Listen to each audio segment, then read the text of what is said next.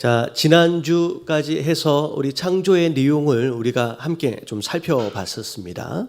자, 6일 동안 하나님께서 이 세상을 만드셨는데, 자, 6일 동안 만드신 세상의 내용들을 좀 정리를 해보면, 자, 첫 번째 날 뭘 만드셨어요? 첫 번째 날 빛을 만드시고, 자, 두 번째 날 궁창을 만드시고, 그리고 세 번째 날 땅과 바다 그리고 식물들을 만드셨죠. 이제 6일 동안의 창조의 내용을 이렇게 그래프로 표로 이렇게 정리를 하시면 돼요. 왼쪽에 1, 2, 3 그리고 오른쪽에 4, 5, 6 이렇게 정리를 한 이유가 뭐냐면, 자, 첫 번째 날 빛이 만들어지고 나서 그리고 어떻게 보면 이게 이제 전체적인 우주의 이제 창조가 되어지는 모습입니다. 자, 그런 가운데 그 비어 있는 우주 안에 4일째 뭘 채우셨냐면 해와 달과 별을 채우시죠.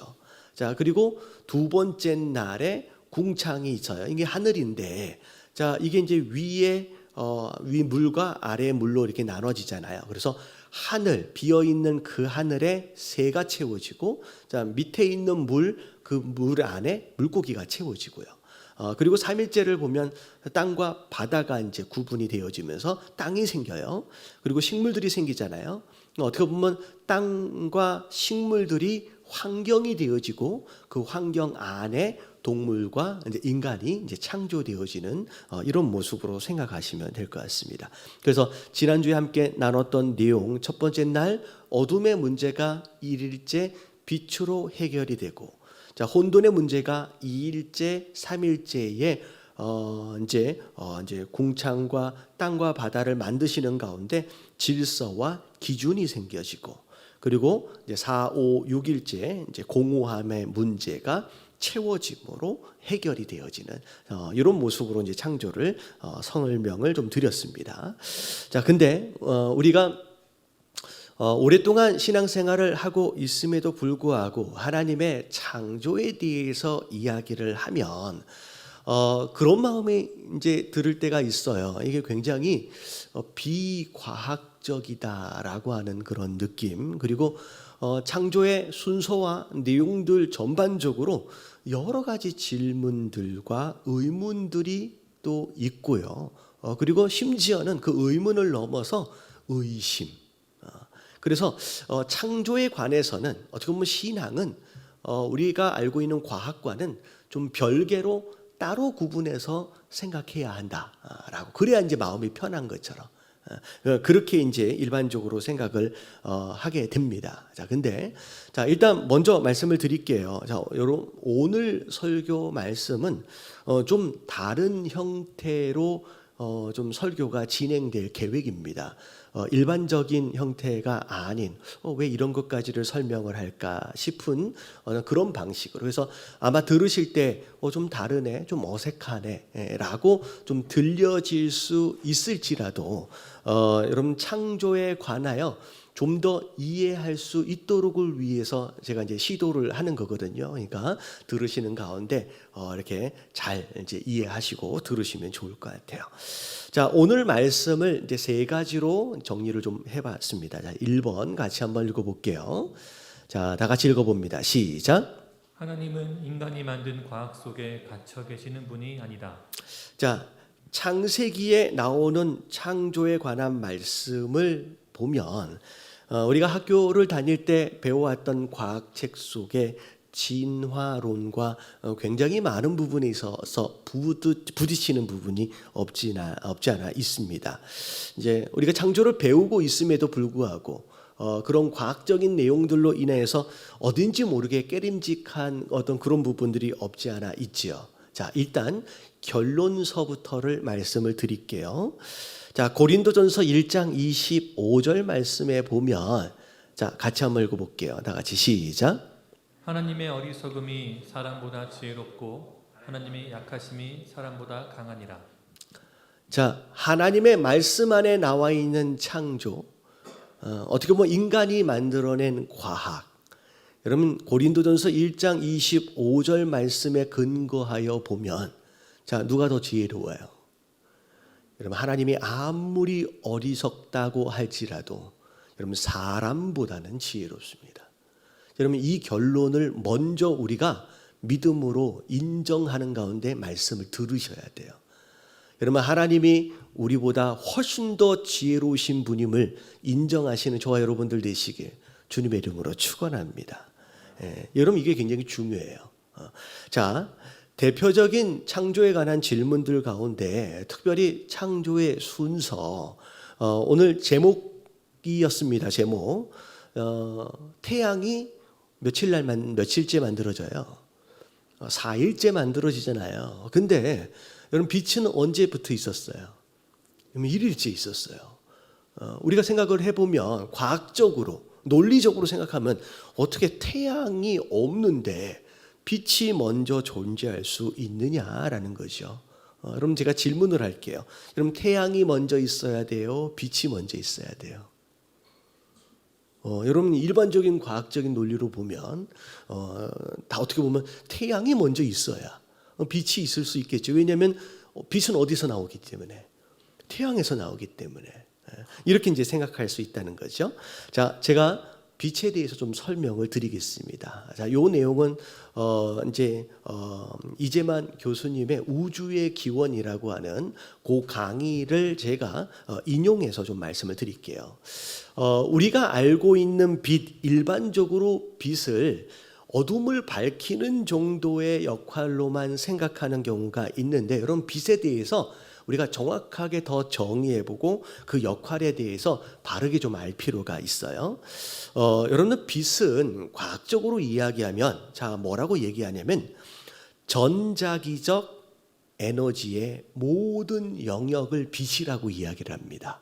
자 이렇게 얘기를 하니까 벌써부터 이제 머리가 좀 복잡해지는데 그냥 한마디로 얘기하면 빛은 에너지라고 생각하시면 돼요. 에너지. 그래서 우리가 과학책에서 이런 거 많이 봤잖아요. 감마선, X선, 자외선, 가시광선, 적외선, 라디오파 이런 식으로. 그러니까 어둠을 밝히는 부분은 X선 요 범위 안에서만 얘기하는 거예요. 어둠을 밝히는 그 역할 말고도 자외선, 적외선뿐만 아니라 감마선, 라디오선까지 해가지고 엄청난 범위 안에서의 파장 그리고 굉장히 큰 범위 안에서의 에너지가 바로 빛이라고 생각하시면 돼요. 자 여기까지 어렵진 않죠. 고개를 좀 끄덕거려 주시면 돼. 자 근데 제가 이걸 말씀드리는 이유는 여러분 가장 중요한 내용이 뭐냐면 우주의 모든 만물은 우리가 과학책에서 본 것처럼 원자, 전자, 분자로 구성되어져 있습니다.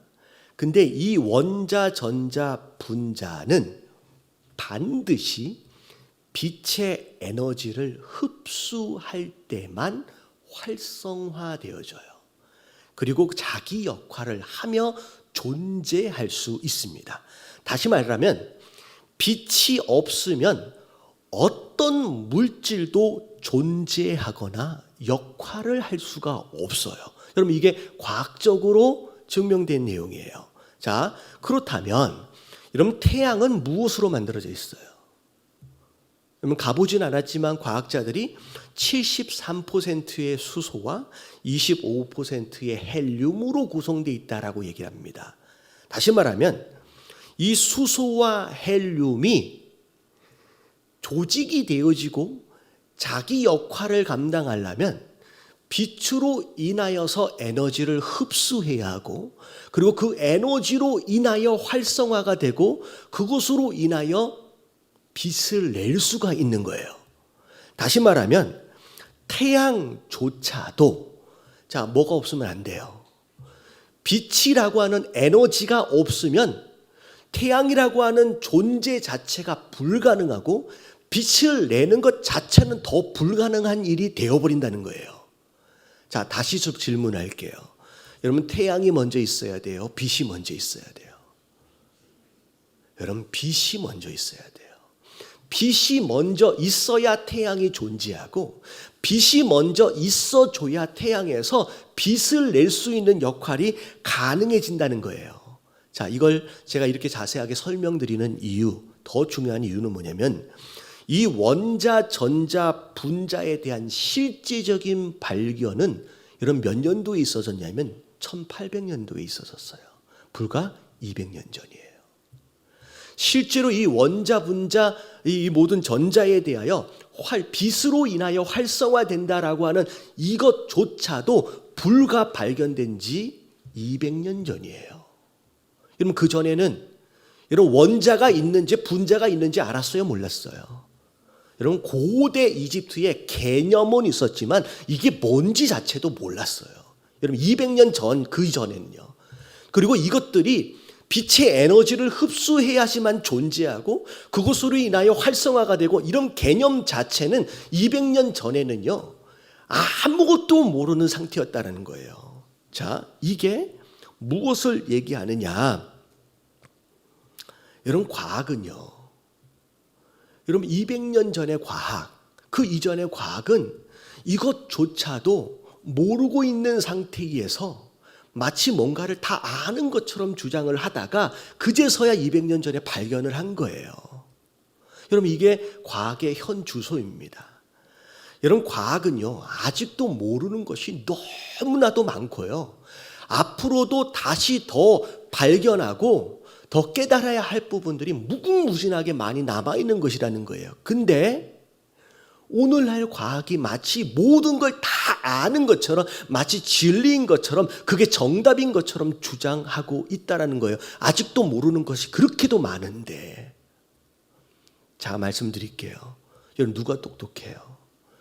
여러분 인간이 만든 과학과 하나님의 창조는 여러분 지혜로움으로 이야기할 때 비교되어질 수 있는 게 아니에요.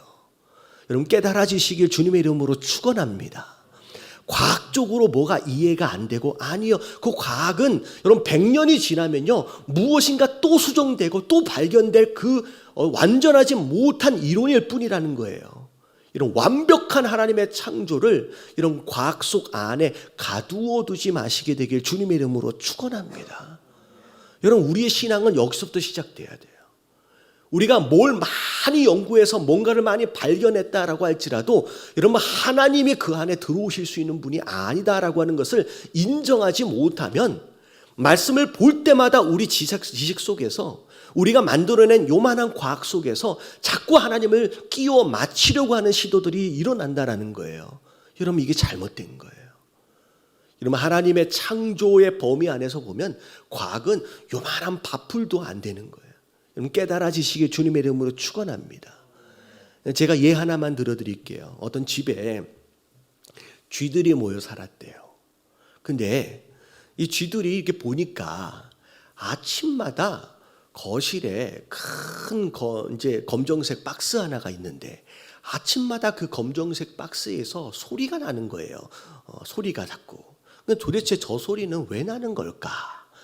쥐들 가운데 똑똑한 쥐 한 마리가 몇 년 동안 그 검은색 박스를 연구하기 시작했어. 관찰하기 시작했어. 그러다가 한 2, 3년 지나가 나서 드디어 그 검은색 박스에서 어떻게 소리가 나는지를 발견한 거예요. 쥐들 앞에서 이야기를 합니다. 내가 보니 내가 몇 년 동안 관찰하고 내가 연구를 해보니 저 박스 안에는 어마어마하게 많은 망치 같은 것들이 있는데 이 망치 같은 것들이 불규칙적으로 올랐다가 떨어졌다가 올라갔다 내려갔다 하면서 소리를 내더라 라고 쥐들한테 얘기를 한 거예요. 그러니까 쥐들이 이야 너 진짜 똑똑하다. 어떻게 소리가 나는 원리를 어떻게 이렇게 알아내느냐 하면서 그 똑똑한 쥐가 영웅이 됐대요. 여러분 이 검은색 거실에 있는 검은색 박스가 뭘까요? 여러분 검은색 박스가 뭐예요? 여러분 피아노예요. 피아노. 여러분 거실에 놓여 있는 피아노 주인집 딸이 매일 아침마다 일어나서 연습한 거예요. 여러분 우주 전체를 연주하시는 분이 계세요. 여러분 이 우주 전체를 연주하시는 분이 계세요.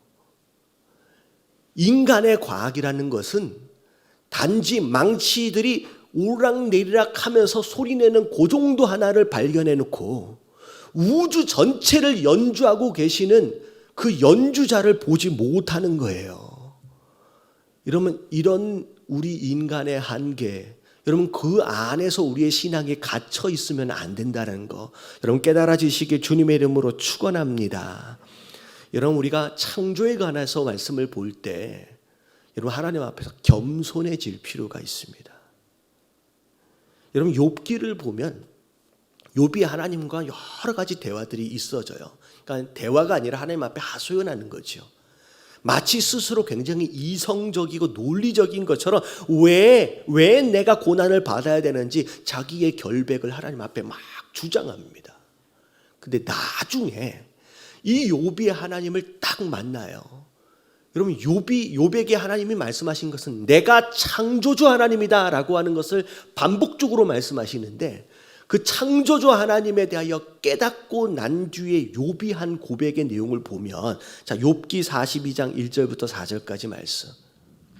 욥이 여호와께 대답하여 이르되 주께서는 못하실 일이 없사오며 무슨 계획이든지 못 이룰 것이 없는 줄 아오니. 자 하나님의 창조를 계속 듣다 보니까 그제야 하나님이 어떤 분인지를 요만큼 깨달은 거예요. 그리고 나서 자기가 하는 얘기가 뭐냐면 무지한 말로 이치를 가리는 자가 누구니까. 여러분 우리가 인간의 과학 여러분 이게 이거예요.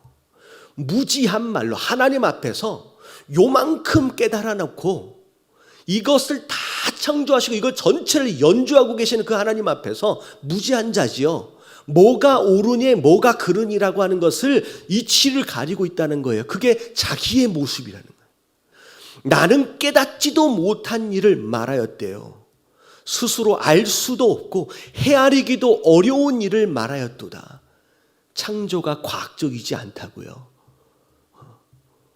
이게 우리 인간의 모습인 거예요. 알지도 못하는 것에 대하여 그렇게 주장했다라는 거예요. 4절 말씀 같이 한번 읽어볼게요. 다 같이 시작. 내가 말하겠사오니 주는 들으시고 내가 주께 묻겠사오니 주여 내게 알게 하옵소서. 자 마지막 부분이 중요해요. 자 이제 하나님과 시시비비를 가릴 게 아니에요. 이치에 대하여 가릴 게 아니에요. 이제 뭐 하겠대요? 내가 주께 묻겠습니다. 주여 내게 알게 하여 주시옵소서. 여러분 의심하고 어떻게 보면 이치를 가릴 그런 수준의 것이 아니라는 거예요. 우리가 하나님 앞에서 여러분 겸손함 가운데 여러분 하나님 앞에 겸손하게 묻고 여러분 듣기를 청할 수 있는 여러분 그런 성도들 되어지시길 주님의 이름으로 축원합니다. 그래서 여러분 하나님은요 우리 인간이 만든 그 과학 안에 갇혀 계시는 그런 분이 아니다라는 거예요. 여러분 깨달아지시길 주님의 이름으로 축원합니다. 옆에 계신 분들에게 인사 좀 해주세요. 여러분 겸손해야 한답니다. 겸손해야 돼요. 겸손해야 돼요. 자, 두 번째 말씀입니다. 같이 한번 읽어볼게요. 시작. 하나님은 창조를 통하여 만물을 향한 계획과 주관을 말씀하고 계신다. 여러분 하나님의 창조하심에 대하여 우리가 알아야 될 내용들 가운데 하나가 뭐냐면 자 진화론의 기본 원리는 우연입니다. 무엇인가가 우연히 일어난 거라는 거예요. 만물의 시작도 생물의 시작도 심지어 인간의 시작도 우연히 일어난 거래요. 그래서 그 우연히 무엇인가가 일어나기 위해서는 굉장히 오랜 시간이 필요해요. 그래서 생물이 만들어지기 위해서 필요한 조건들 이게 우연히 만들어질 수 있는 가능성이 수백억 분의 1이거든요. 근데 수백억 분의 1의 그 가능성으로 무엇인가가 만들어져야 되려면 1년, 2년 가지고 안 되는 거예요. 몇 천년, 몇 백만 년, 몇억 년이 필요한 거죠. 그래서 진화론의 기본적인 원리는 우연입니다. 근데 성경은 우연이라는 단어가 없어요. 여러분 성경에 그 어디에서도 우연이라고 하는 건 없어요. 개념 자체가 없습니다. 여러분 심지어 창조를 보면 여러분 창조의 기본 원리는 뭐냐면 하나님의 계획이에요. 여러분 우연이 아니라 이 세상을 향하신 섬세하신 그 하나님의 계획이 있었다라고 하는 것을 말하고 있는 것이 창조 안에서의 이야기예요. 여러분, 태양보다 빛이 먼저 있어서야 돼요. 여러분, 창조의 순서를 보면 우주의 존재를 위한 빛과 더불어 질서와 기준을 만드시고 채워가시는 이 원리들을 보면요, 어쩌다가 대충 아무렇게나 우연히 만들어진 게 아니라 계획되어진 가운데 하나씩 하나씩 이루어져 가고 있다라고 하는 것을 우리가 발견할 수 있습니다. 심지어 각 영역들을 만드시고 나서 그 영역들에 대하여 다스릴 존재들을 채우셨어요. 우주를 만드시고 그 우주를 주관할 존재로 해와 달과 별을 만드시고요. 하늘을 먼저 만드시고 하늘을 주관할 존재로 새를 채우시고요. 땅을 만드시고 바다를 만드시고 바다를 주관할 존재로 물고기를 채우세요. 그리고 땅을 만드시고 땅을 주관할 존재로 동물들을 채우십니다. 그리고 나서 그 다음에 모든 만물을 주관할 존재로 누굴 세워요? 끝에. 그러면 사람을 세우세요. 그리고 그 주관할 존재를 세우실 때 다음 주에 말씀을 나눌 거예요. 세우실 때 뭘로 시작하냐면 복을 주시며라고 시작을 합니다. 다시 말하면 하나님의 창조는 어쩌다가 우연히 대충 생겨져 간 것이 아니라 철저한 하나님의 계획과 목적을 따라서 순차적으로 진행이 되어져 왔다는 거예요. 여러분, 이 얘기는 곧 무엇을 의미하느냐? 여러분, 우리 인생도 여러분 하나님의 계획 안에 있어요. 우리 인생 하나하나를 향해서 하나님의 계획을 세워두고 계신다라고 하는 거예요. 어쩌다가 우리가 그냥 자연 가운데 방치되어져 가는 가운데 우연에 의해서 살아가는 것이 아니다라는 거예요. 여러분, 우리가 오늘 지금 이 시간 예배를 드리고 계시는 분이 계시다라고 한다면 여러분, 이것도 여러분 하나님 계획 안에서 이루어져 가고 있는 거예요. 여러분, 코로나는 우연히 일어난 것이 아닙니다. 여러분, 이건 하나님의 심판이다 뭐다라고 우리가 해석할 수도 있겠지만 여러분, 우연히 일어난 것이 아니라 여러분 하나님 계획 안에 있는 일들이에요. 무엇을 위해서 이 상황을 허락하셨는지를 우리가 깨달을 필요가 있다라는 거예요. 자, 욥기 위에 있는 말씀을 잘 다시 한번 보면 42장 2절 말씀을 보면, 자, 창조주 하나님에 대하여 깨닫는 부분이었어요. 주께서 못하실 일이 없사오며 하나님의 능력에 대한 내용인데 그 다음에 뭘 얘기해요? 무슨 계획이든지 못 이룰 것이 없는 줄 아노니. 여러분, 이 문장에서의 요점은 하나님이 다 이루실 수 있다라고 하는 능력을 설명한 것이지만 그 능력은 무엇을 기반으로 시작이 돼요? 하나님의 계획 안에서 시작이 돼요. 여러분, 우리가 하나님 계획 안에 있습니다. 우리를 향하신 하나님의 계획하심이 있어요. 근데 여러분, 욥이 후반부에 하나님에 대하여 깨닫고 난 뒤에 한 고백의 내용을 보면, 자, 이제 보면 23장 8절부터 10절까지 내용이에요. 저 읽어볼게요. 시작. 그런데 내가 앞으로 가도 그가 아니 계시고 뒤로 가도 보이지 아니하며 그가 왼쪽에서 일하시나 내가 만날 수 없고 그가 오른쪽으로 돌이키시나 배울 수 없구나. 자, 8절과 9절의 내용은 인생입니다. 뭘 어디를 가야 될지를 모르겠다는 거예요. 어떻게 해야 될지를 모르겠다는 거예요. 어디를 가야 하나님 만날 수 있을지, 어떻게 해야 바른 길인지. 앞뒤 구분이 안 되는 인간의 어떻게 보면 연약한 모습입니다. 근데 10절을 보니까 그러나 내가 가는 길을 누가 아신대요? 그럼 나는 내가 가고 있음에도 불구하고 내가 몰라요. 하나님은 아세요. 왜 하나님이 아시는 이유가 뭐냐면 그 길 자체가 그분의 계획 안에 있기 때문에. 하나님은 아신다는 거예요. 근데 자, 지금 욥은 굉장히 힘들잖아요. 어렵잖아요. 근데 이 길이 비록 어렵고 힘들다라고 할지라도 그가 나를 지금 뭐 하시는 거래요? 단련하신 거래요. 이 단련은 의도와 목적을 이야기합니다. 다시 말하면 계획이 있고 나서 계획 다음에 의도와 목적이 함께 따라오는 거예요. 계획이 없다라고 한다면 의도와 목적 자체도 없겠지요. 다시 말하면 지금 내 삶 가운데 고난이 있다라고 하는 거에 대하여 이건 단련이구나. 이거는 의도와 목적이 있는 거구나 라고 하는 걸 깨달았다라고 하는 것은 기본적인 전제가 하나님이 나를 향하신 계획이 있다라고 하는 걸 아는 거예요. 여러분 깨달아지시길 주님의 이름으로 축원합니다. 근데 더 중요한 건 뭐냐면 의도와 목적이 있는 계획 안에서 결국은 마지막에 결과는 뭘로 끝나요? 내가 순금이 되어 나올 것이다 라고 하는 결론으로 끝나요. 여러분 이게 선하신 뜻이에요. 여러분 우리가 지금 고난 가운데 있다라고 할지라도 어려움 가운데 있다라고 할지라도 여러분 이 전체 우주 전체를 향하신 우리 인생을 향하신 하나님의 계획이 있다라고 하는 것을 믿는 가운데 그 계획 가운데의 의도와 목적은 항상 선하십니다. 욥이 발견한 것처럼 결국 내가 순금이 되어 나오겠구나라고 하는 것을 기대하는 거예요. 여러분 이 기대감으로 말미암아 지금의 어려운 상황과 고난을 조금만 더 견디실 수 있는 저와 여러분들 되시길 주님의 이름으로 축원합니다.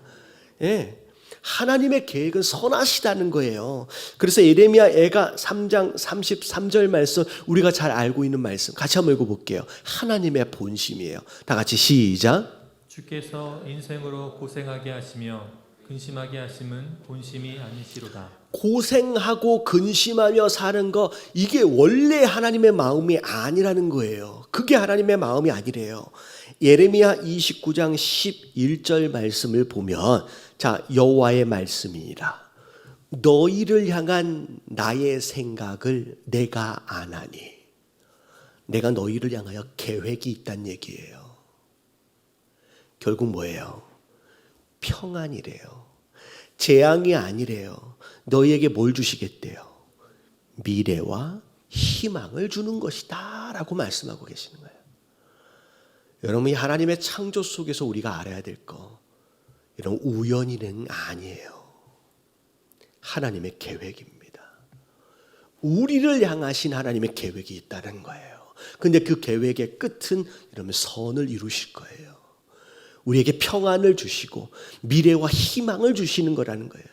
지금 좀 어려운 상황에 있을지라도 이런 고난 가운데 있을지라도 그 하나님의 선하신 계획을 믿어들이심으로 말미암아 조금만 더 참고 견뎌가시는 저와 여러분들 되시길 주님의 이름으로 축원합니다.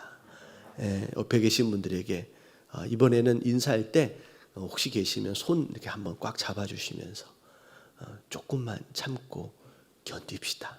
인사 좀 해주세요. 좀 멀지만 조금만 참고 더 견뎌보세요. 반드시 이 모든 과정들이 끝날 때는 평안과 미래와 희망이 있을 것이다 라고 약속하셨어요. 여러분 믿음으로 받으시게 되길 주님의 이름으로 축원합니다. 자 마지막 세 번째입니다. 같이 한번 읽어볼게요. 다 같이 시작. 어둠은 빛으로만 해결할 수 있다. 자 오늘 말씀 3절을 보니까 하나님이 빛이 있으라 그랬더니 빛이 있어졌어요. 그리고 나서 어둠과 빛이 딱 나누어지게 됩니다. 자, 이 어둠에 대해서 조금 설명을 드릴게요. 어둠. 여러분 어둠이 뭘까요? 여러분 어둠이라는 게 실제로 존재하는 걸까요? 어둠이라는 게 이런 이제 과학적인 정의를 보면 어둠은 물리적으로 실제는 존재하는 것이 아니래요. 그래서 정의를 내리면 자 어둠은 뭐라고 정의가 내려지냐면 빛의 부재라고 정의를 내리면서 빛이 부재되어 있을 때에 생기는 현상이 어둠입니다. 다시 말하면 어둠은 실체가 아니라 뭐예요? 현상이에요, 현상. 자, 이걸 제가 왜 이렇게 설명을 드리느냐. 자, 이게 중요해요. 자, 어둠은 실제로 존재하는 것이 아니다라고 한다면, 여러분, 어둠은 우리가 물리적으로 싸워서 이길 존재가 아니라는 거예요. 물질이 아니에요. 실체가 아니에요. 그래서 실체가 아니기 때문에 삽으로 퍼낸다든지 아니면 불도저로 밀어낸다든지 여러분 그렇게 해서 해결될 수 있는 것이 아니라는 거예요. 그래서 자, 어둠을 물리적으로 싸우려고 하는 시도는 어떤 모습하고 되게 비슷하냐면 그 섀도우 복싱이라고 하는 거 있잖아요. 그 이렇게 사람이 있는 게 아니라 혼자서 복싱하는 거. 섀도우 복싱. 이 섀도우 복싱은 1시간을 해도 100시간을 해도 누가 이겨요? 아무것도 이기는 게 없어요. 아무리 열심히 해도 이기지 못해요. 그런데 이게 빛을 아니 어둠을 물리적으로 싸우려는 시도와 마찬가지라는 거예요. 근데 중요한 건 아무리 칠흑같이 어두운 상황이 일지라도 아침에 해가 딱 떠버리면 여러분 어둠은요, 여러분 저항하지 못하고 여러분 소리도 내지 못하고 그냥 확 물러가 버립니다. 이게 어둠의 특징이에요. 여러분 인생이 여러분 어둠 가운데 태어나요. 그리고 그 어둠 가운데 갇혀 삽니다. 그리고 그 어둠 가운데서 죽어요. 여러분 이게 우리 인생의 모습입니다. 여러분 어둠 속에서 태어나고 살다가 가는 우리 어두운 인생, 여러분 우리가 물리적으로 싸워서 그 어둠을 이겨낼 수 있는 게 아니라는 거예요. 여러분 이 어둠을 이길 수 있는 방법은 우리의 노력과 힘이 아니라 자 뭐가 있어야 돼요? 여러분 빛이 있어야 돼요. 여러분 요만한 빛만 있으면 그 어둠의 문제는 해결되기 시작해요. 자, 이 빛이 뭘까? 요한복음 1장 1절 말씀을 보면 태초에 말씀이 계시니라. 이 말씀이 하나님과 함께 계셨대요. 근데 이 말씀은 곧 무엇이래요? 이 말씀이 하나님이시래요. 근데 이 말씀에 대한 설명이 쭉 이어지다가 요한복음 1장 4절 말씀을 보면 그 말씀 안에 뭐가 있대요? 생명이 있었으니 이 생명은 사람들의 무엇이래요? 빛이래요. 다시 말하면 말씀이 곧 하나님이고 그 말씀 안에 생명이 있는데 그 말씀이 우리 인생에게 있어서는 뭐가 되어진다? 빛이 되어진다는 거예요. 다시 말하면 어두운 우리 인생 가운데 빛 되어진 말씀이 들어오기 시작하면요, 그때서부터 이 어둠의 문제가 해결되기 시작합니다. 거룩하게 살아야지, 죄짓지 말아야지, 착하게 살아야지. 여러분 아무리 몸부림치고 노력해도 여러분 우리는 이 어둠을 이길 수 없어요. 해보셨잖아요. 여러분 벌써 오늘 며칠입니까? 1월 1일 때 여러 가지 결단들을 많이 했었지만 이미 무너진 우리의 결단들이 얼마나 많은지 우리가 노력해서 될 일이 아니에요. 이 어둠은 우리가 물리적으로 싸울 수 있는 존재가 아니라는, 왜냐하면 실체가 아니기 때문에. 여러분 이 새해를 맞이하여서 여러분 빛을 만나야 되는 줄로 믿습니다. 여러분 빛이 내 안에 들어오기만 하면, 빛이 내 인생 안으로 들어오기만 하면요, 이 어둠은요 저항하지 못하고 소리 내지도 못하고 그냥 확 떠나가 버리는 거예요. 여러분 이 빛이 뭐냐? 말씀이에요. 여러분 말씀을 만나세요. 여러분 미라클 모닝을 계속 광고하는데 여러분 이게 누군가의 이야기가 되지 말게 하시고 내 이야기가 되어줘야 돼요. 여러분 매일 아침마다 우리의 어두운 삶에 여러분 말씀의 빛을 계속 비추는 여러분 이 시도들을 해 가야 된다는 거예요. 그러면 오늘 하루를 살아가면서 그 말씀의 빛으로 말미암아 모든 어둠이 떠나가게 되는 줄로 믿습니다. 그래서 2021년도는 빛 가운데 거하는 성도, 더 이상 어두움 가운데 묶여있거나 갇혀있는 자가 아니라 빛 가운데 행하는 성도들, 그래서 그 하나님의 영광의 빛을 경험하는 그런 성도의 삶이 되어지시게 되길 주님의 이름으로 축원합니다. 그래서 오늘 말씀을 통하여서 여러분 하나님의 창조가 이야기하는 것이 얼마나 많은지 첫 번째 겸손하셔야 돼요. 좀 무엇인가를 안다고 배웠다고 하나님의 창조에 시시비를 가리는 거, 이거는요 욥이 고백하는 것처럼 내가 알지도 못하는 것에 대하여 주장하고 있는 거랑 똑같은 무지한 자의 모습이에요. 여러분 창조 안에 하나님 계획하심이 있어요. 여러분 그 어떤 것도 우연히 만들어지거나 이루어진 것은 하나도 없습니다. 지금 코로나 상황, 우리 인생, 여러분 이 모든 것들이 하나님 계획 안에 있어요. 근데 중요한 건 그 하나님의 계획하심은 선하십니다. 우리에게 평안을 주시고 우리에게 희망을 주시는 거예요. 여러분 믿으시고 여러분 조금만 더 참고 견뎌가십시오. 말씀으로 우리의 삶을 비치심으로 말미암아 어두움을 우리가 물리칠 수 있는 그런 성도들 되시길 주님의 이름으로 축원합니다.